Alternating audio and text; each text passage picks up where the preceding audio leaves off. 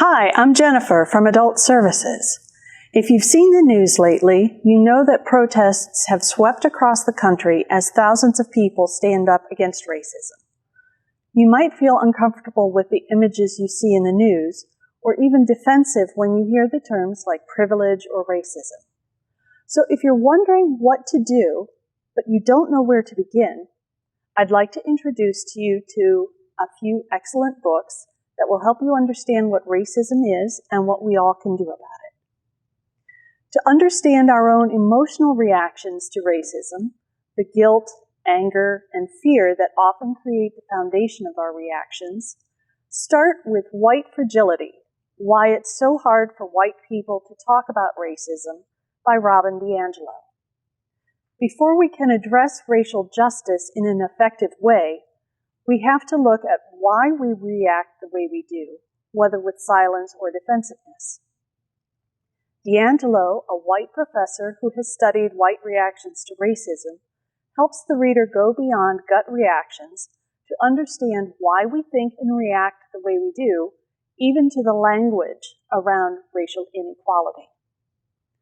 Once you understand those reactions, expand your understanding by reading any or all of these next 3 books by Black authors. The first one, So You Want to Talk About Race, by Ijeoma Oluo, breaks down some of the terms that come up in discussions of racism, like microaggressions and intersectionality and structural racism. Oluo gives an especially clear definition of racism as a system that produces specific biased results, not as a feeling of hatred. While this book is not a comfortable read, pointing out the many ways that our society fails minority groups, Oluo also offers ways to learn and to act to end racism.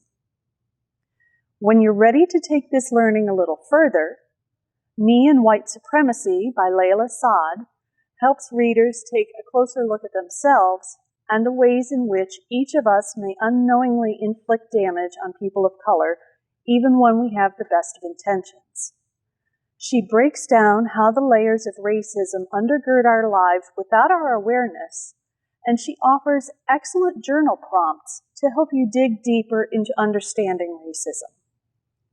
Originally designed as a 30-day Instagram challenge, this is not a book you can breeze through if you want to get the full impact of it, so take it in one chapter at a time. Finally, How to Be an Anti-Racist by Ibram Kendi shows us how to move forward as a society. Using personal anecdotes from his own growth, he points out that we are all affected by racism, and so we shouldn't think of the opposite of racist as not racist, but rather anti-racist, actively identifying racism and then working to dismantle it so that we can form a truly just and equitable society.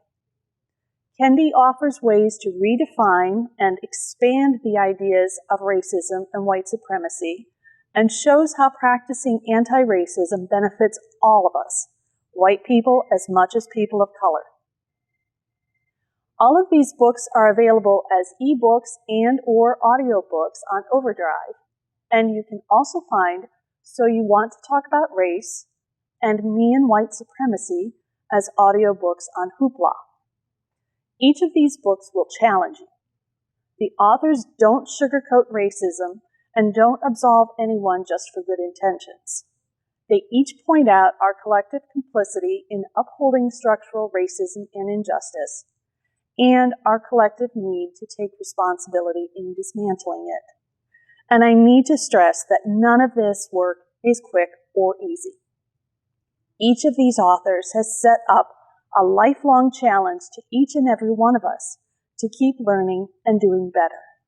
But if you're ready to educate yourself to do more to stand against racism, these 4 books provide a great place to start. Thanks for watching and for reading.